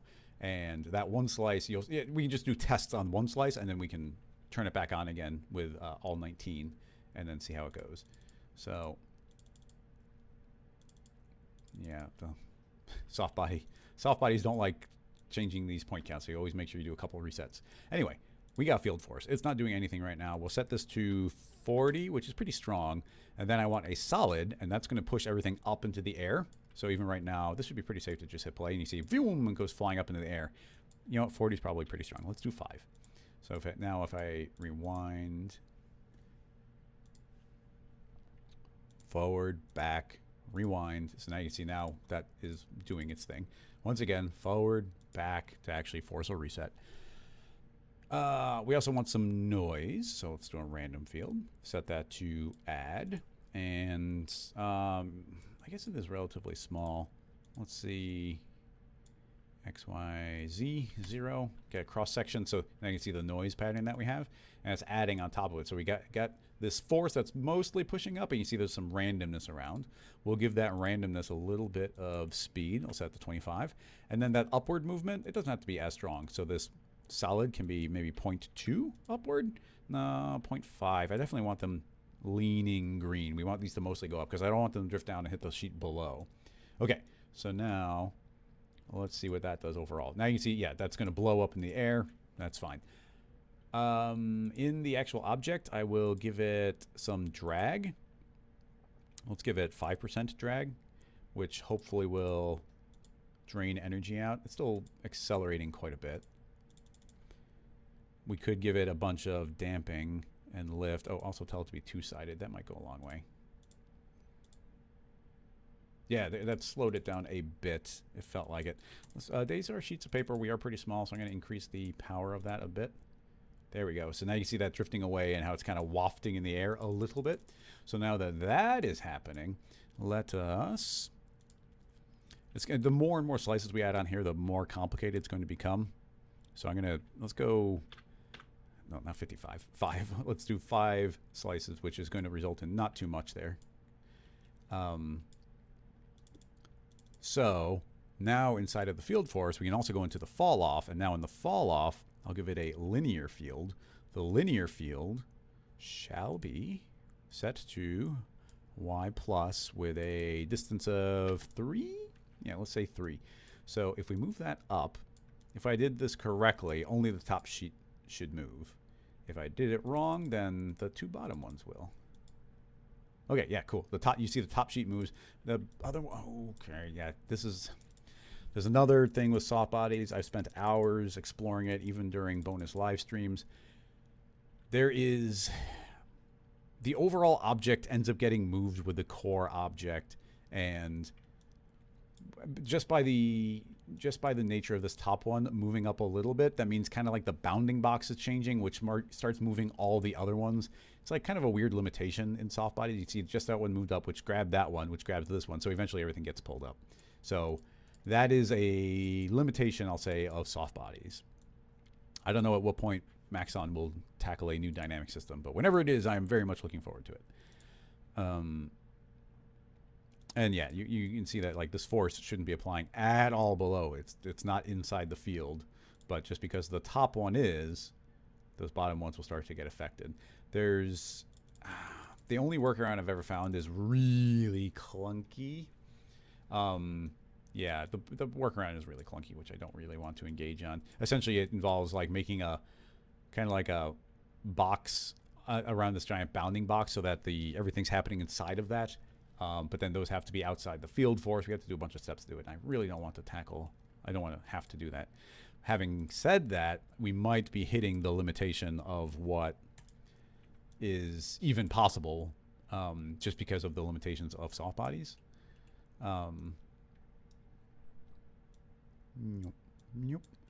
So now this should only be affecting the top layer. I expect everything to go way slower because we got so many sheets and these forces are still, every one of these points is still checking, is it in the fall off? So there's still a lot of work to be done via this. But now you see that top sheet is moving, but I still expect it to tug on the ones below it as soon as it gets enough distance for like the bounding box to be influenced. And yeah, you can already see all the other ones ever so slightly beginning to get affected. Now that's also just blowing it up into the air. Let's have it also go on X a bit.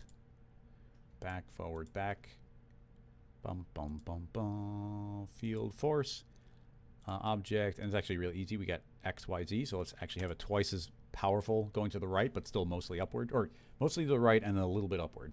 So then we would take our linear field, and we don't have, I don't want to wait forever for it, so let's just record it here. Hold down Alt as I go to the end of the timeline, which just means don't refresh anything, so that you see that didn't trigger the animation to happen.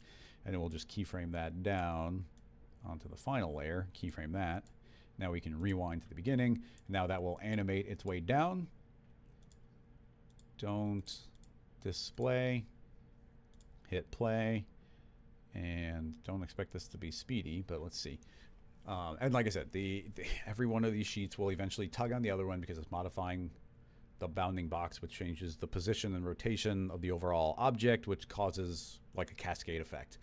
Like you see the entire thing is twisting now, even though the forces shouldn't be applying to the other one. I've done a lot of research into this, and it's just a limitation.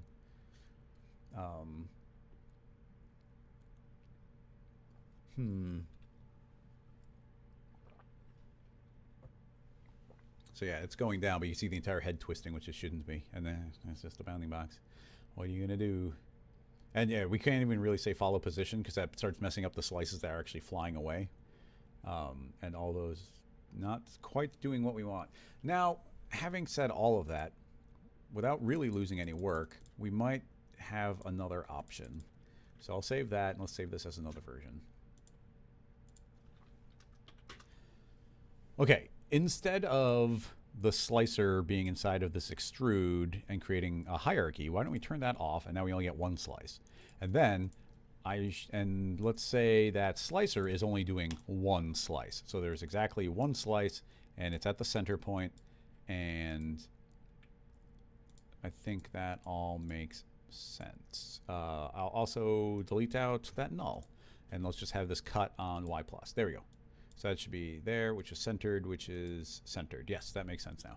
Okay, now let's feed that into a cloner. So I'm going to put that extrude and slicer into a cloner, and then say, okay, you are linear, and we'll put 5 units between each slice, and then we can do cut, cut, cut, cut. So let's put less, less, less. We'll do 3 for now to try and have this go relatively quick. So now, instead of one slicer having 9 slices, we now have 9 slicers with 1 slice each. But what that means is we can run our softbody dynamics per object. So you're asking for a parametric setup, but we can do that via exploding this out into a series of different copies of slicer. So that all of these soft bodies are still seeing the same forces, and that is still up on the top, and it's going to get animated downward. So was it? I don't know. Let's just see what happens. Whoa! Okay, what's going on? I gotta think a little bit, but this seems better. But we gotta think. The extrude, the subdivision, that's fine. This is doing nothing. The field force is doing its thing. The linear field gets animated downward. Why are they kind of doing those big pops? That's kind of what I don't understand. It's almost like the... Oh, maybe... No, hierarchy's not turned on anymore. Okay, let's try putting that extrude into a connect and then running the soft bodies on the connect, maybe? Oh, yeah, there you go. When in doubt, use a connect. Aha! Okay, parametrics. We got a parametric hierarchy, and now we get these sheets flying away. And I don't know why it's running so quickly. Why is it running so quickly? Like, we still have a decent number of slices. But look at that. That's cool. Bloom, bloom, bloom, bloom. Whee! I like it. Okay, let's think. They're not self-colliding, so that wouldn't have sped it up, I wouldn't think. Yeah, I don't know why it's going so much quicker there. Okay, let's scrunch up the slices a bit more. Add in a few more slices. Try again. Boom, boom, boom, boom, boom, boom, boom, boom. Let's add in some extra frames. Nice.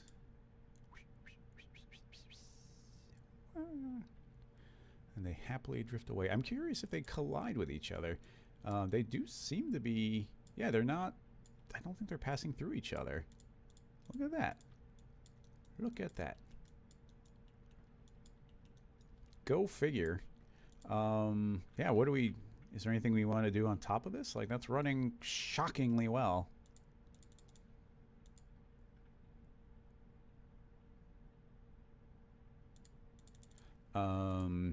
I mean, yeah, it's going to start going slower, but let's double the number of slices. And run it again. Yeah, even with that many slices, we're getting pretty reasonable frame rate, and that's full dynamics. And even with a giant field force going, so pretty cool. Yeah, the connect object, man. Connect object does everything. It's even like refreshing better. We don't have to frame forward, frame backward. So something about it just works better. But yeah, even that's still working somewhat reasonable. 0.7. Every time we drop it down, you know, there's like an exponential number of slices needed as the sizes go down.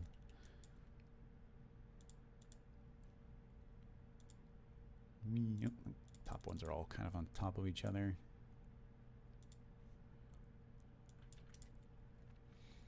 Set that to linear. Bing.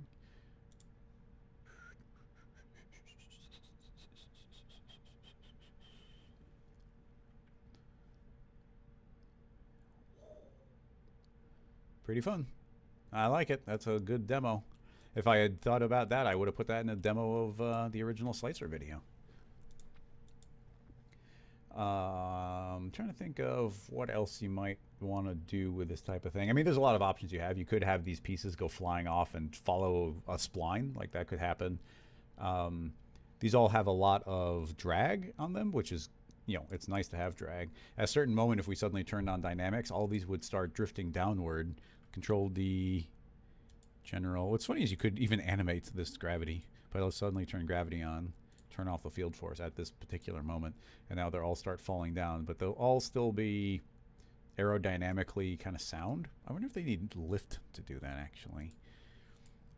It's just drag, but maybe lift. I'm going to put 25% drift in. Or lift.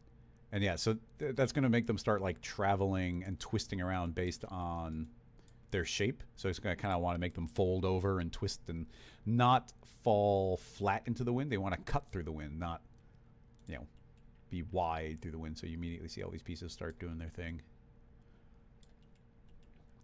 Yeah, there's a lot of fun to be had there. I wonder, the lift might actually make a significant difference immediately. Bum, bum, bum, bum, rewind. Yeah, yeah, you see how they start turning because they're getting pushed into the wind, and now they're going to start colliding with each other. The more they collide with each other, the more they'll slow down. Like, it's having to do more calculations when there starts being like point-on-point collisions, but still working pretty nicely. We could put more variation with the way these are traveling left and right.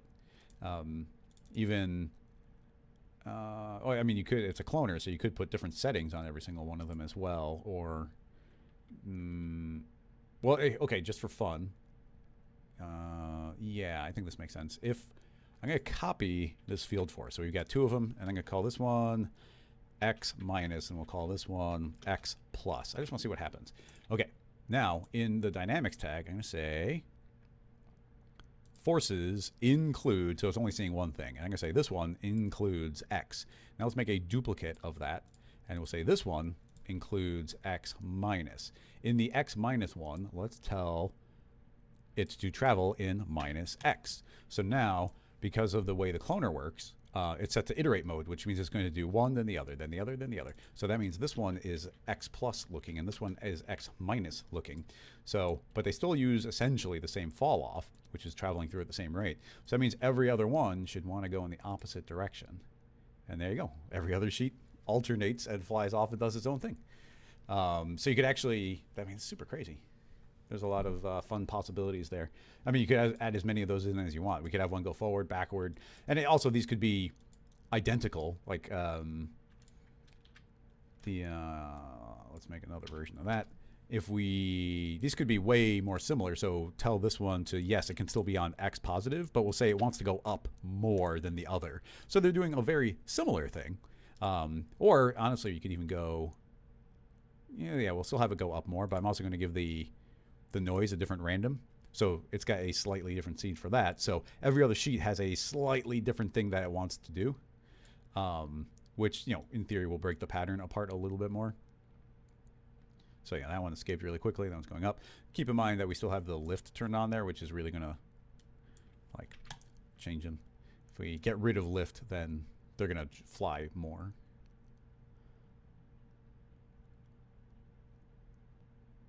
Not as much variation as I would have assumed, but, you know, I guess we didn't make too much of a difference. Some of them are going to go up, and the more time that goes on, yeah, the alternating was cooler.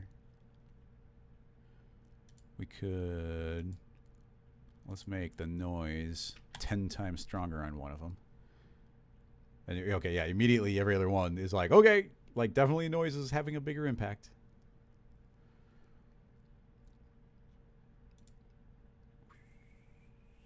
Yeah. Oh, the extra noise is pretty cool, actually, in general. Kind of get like them, feel like they're kind of peeling up from one side. Oh, yeah, that looks pretty cool. Yeah, look at that. and they're not intersecting. They're trying to not collide with each other. The so yeah, that looks neat. And then I'll save that one as well, because why not? Let's get rid of that. Get rid of that. And now we've just got the one going. We're just got the one going. Although I will make the wind stronger. And they're still pushing up in general. Actually, they should be pushing up quite a bit. Let's have it go up quite a bit. What I want to see is, can we make it sort of feel like they're peeling up a little bit more? So as a way of doing that, I want to give this a, let's just do a box field. Yeah, I'll do a box field. T for scale. And very little fall off. Oops, remapping. Very little fall off. And this will be a multiplier. So if I scoot this over here, we could be really precise with this, but if I just scoot this over here, and I'm kind of covering this side of the head, as you see. So if we set that as a multiplier, then essentially that's not really getting any effect. So what do we got here? Object, I guess it's the fall off. So delete from the object list. In the fall off list, it should be there. And that will multiply. I think we might need to invert. Let's see. Yeah, we need to invert. Box field. Remapping. Invert. Okay, so now that should be erasing out that side of the head. Yeah, and now you see immediately the opposite's happening. That side's moving. Now this one's not stuck there. It's just not having any influence. And then so as this gets dragged, they're getting dragged through the box, of course. I didn't really think about that. But yeah, a little bit more of a vibe that they're peeling up from there. I'm trying to think if there'd be any way to weight it. We'd have to make them editable and then put some sort of weight map on it, like a vertex weight map, and then we could have different parts have like literally different effects going on. But that's pretty cool. Yeah, super crazy. Yeah, thank you very much for the question. Pushing it a little bit further definitely made it extra interesting. Justin, yeah, this is crazy. Would it work on an animated starting mesh? No, because softbodies can't. Softbodies have to be on they can't be on something that's changing point count. So every time point count changes, it would just reset to 0. So yeah, the softbodies can't update based on the base mesh. So we could animate the original object, and Slicer could handle that, but the soft bodies could not. And just, it's not going to be quick because we got a whole series of clones here. But if we did grab the original head, that's dangerous because of the remesher. But anyway, yeah, we could, you could take this head and move it, and you see how the slices are still vertical, but the head can pass through it.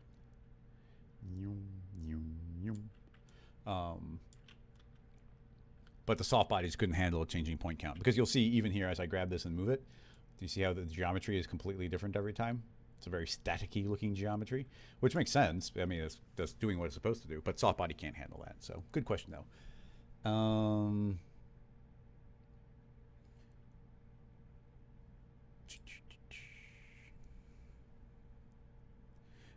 The slicer work with Mo Extrude. What's Mo Extrude? Oh, Mo Extrude. Does it work with Mo Extrude so you could animate the slices with MoGraph effectors? I mean, it's just geometry at this point, so anything would be anything. Yeah, I mean, you can animate. There's tons of ways with Slicer itself to animate with effectors. Even this, these slices, we could put in a random effector directly into it, and don't affect the position. Instead, affect the rotation, and all of those will twist and get different cuts and different angles. Yeah, I got rid of the soft body, but yeah, we can rotate those. So MoGraph can directly affect those, and then these are just in the extrude now. Those are directly in extrude. So yeah, you can do whatever you want with that. So that could be fed into. We got complex hierarchy here, which we wouldn't necessarily even need. But I think if we did a Mo Extrude, if you did, every single one of those can get extruded now. Let's do one extrusion from roots, positive Y. Now you're going to see that they're going to look I guess the normals are inverted right now, so let's push it this way. You'll see it's going to push up, but every single different triangle is getting its own Mo extrude, which is just the way those work. If we set this to 1, 1, 1, does that? Yeah, it's still not clean. You could change the Fong to be manual and give it its own tag. So you could get these harder edges, but those are not actually connected. Every single one is technically separate because of the Mo extrude. So if we set that to like 0.9, 0.9, 0.9, you're gonna see how there's spacing in between each one. So that's not the way I would go about like animating, but yeah, Mo extrude will work on any geometry, and Slicer can return geometry. So it doesn't necessarily follow the question all the way, but yeah, you can do that. Tobias, thanks for the reminder. If you're not already on the Rocket Lasso Slack channel, you could and should totally come and join. If you go to rocketlasso.com, you can go to community, and under community, come on, website, you can do it.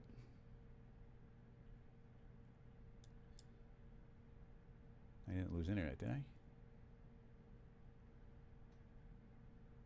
Well, that's something. Seems like it's wrong. Keeps flashing the word Twitch. I'm not sure what that means. Okay, website. Way to not cooperate. There's gonna be some work done on the website soon anyway, but I'm not sure what's going on right now. Well, anyway, you should be able to go to the community tab, or you can even scroll down here and click on join Rocket Lasso Slack, and that will, should in theory bring you. Okay, that one, yeah, you can't just scroll down and go here, and then you can join over 2,000 people on the Rocket Lasso Slack channel, and you can join like the live channel, and I do a big at the channel so you know when I'm going live, and yeah, different conversations and challenges and fun stuff goes on, so you should definitely check that out. I didn't even think about it, but we didn't pursue the paint effect on that. But we're pretty much out of time. Do we have another question to try and tackle? A short one. Oh, that can happen. That can happen in a flat field. Yeah, I'm not sure I'm following the conversation that's going on there. Nope, doesn't seem like any follow questions specifically to that. Legend was asking to cache dynamics of a jiggle deformer with Xpresso through a user data? I don't even know what you're saying. Cache the dynamics of a jiggle deformer. Well, jiggle deformers aren't dynamic. So to simplify the sentence, I'll say, can you cache the jiggle deformer through Xpresso through user data? Why would you cache it? What is the goal in caching jiggle in Xpresso? Wouldn't you just, I mean, first of all, my go-to on like everything is just alembic. So even staying on the scene file, let's bring back this head, and if that is just a bit of geometry, and we'll just throw that into a null and make a jiggle, and it has to do something for us to see it. So let's add on a animation vibrate tag, rotation 90, 90, 90. Hit play. So now it's bopping around, doing its thing. So let's also, it's kind of important if you want to see really cool jiggles that you have to make it editable. Oop, I guess let's rescue that, make it editable, put that back on. Something that's kind of important is to make a vertex map that has a fall off, because then you can get some super crazy effects. So set a vertex weight and use fields. Linear fall off will be more than enough for what we're doing. T for scale. Okay, so now you see that there's some variation in the way that looks. So now if we say, hey, jiggle, use vertex map, then now jiggle, unstopped, local. Does it have to be a direct child?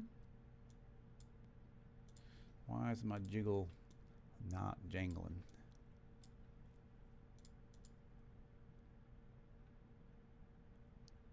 Do do do do do do.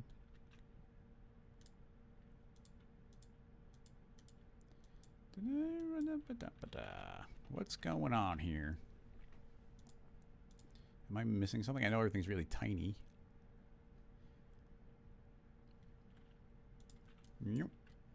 Oh, that was weird. As soon as I scaled it, do you see the jiggle reacted to the scaling? So this rotation doesn't seem to be reacting. Yeah, look, when I scale it down, you can suddenly see like a crazy amount going, but this random jiggle doesn't seem to matter. I don't even know what to make of that. No.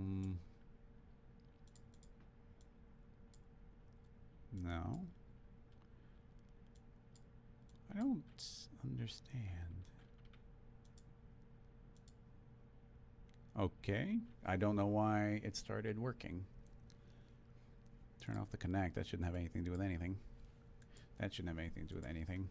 Okay, whatever. We now got some jiggle going. Anyway, you don't see much jiggle if you don't have some sort of fall off. If it's all uniform, it's going to be like way more boring. It's going to be really straightforward. You can see that. Well, that's 0 strength. So let's turn that off. Invert. Come now.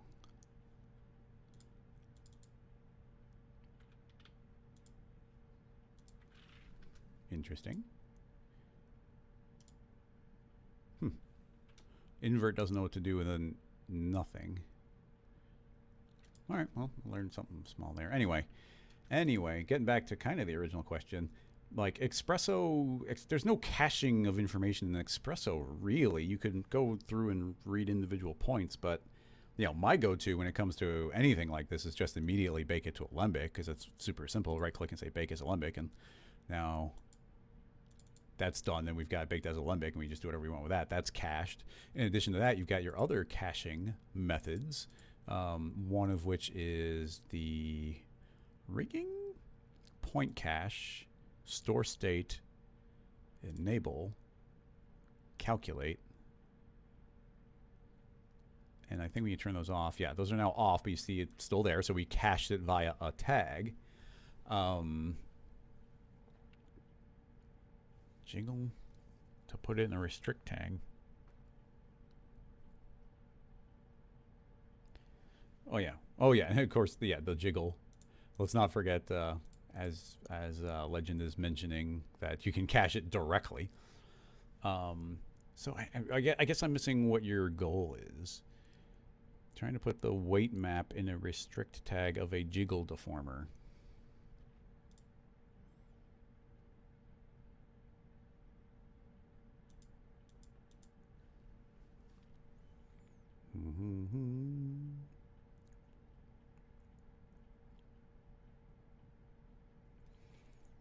Far character rig, put it in the restrict tag.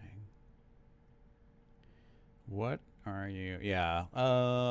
Essentially, we're hit the end. We're out of time here, and I'm not fully following. I might need a bigger write-up to fully follow what these questions are.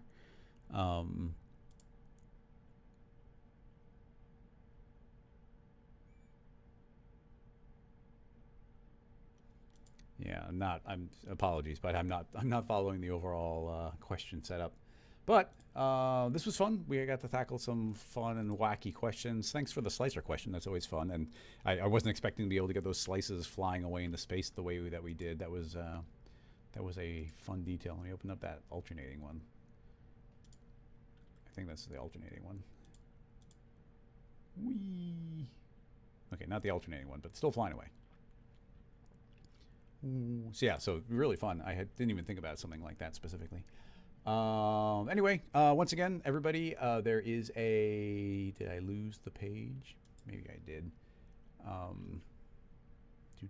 Oh, yeah, there's a sale right now on Recall just for today, just as a goof. Like, I didn't even think of it until this morning. But Recall is 1 year old. If you want to support Rocket Lasso and you've been thinking about getting it, then it's a good time to do it. You can get $10 off.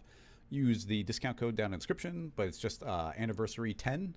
and you get $10 off on this recall. So if you want to, check it out. Otherwise, it was a good episode. Thanks everybody so much for the questions. As I mentioned, next week there will not be a live show, but it's not the end of the season. There'll still be more. So that should wrap this up. I'm going to, hey, we'll play the recall ad as a way of closing this one out because of the anniversary. So thank you so much, everybody, and I'll see you in 2 weeks, I guess. So bye-bye.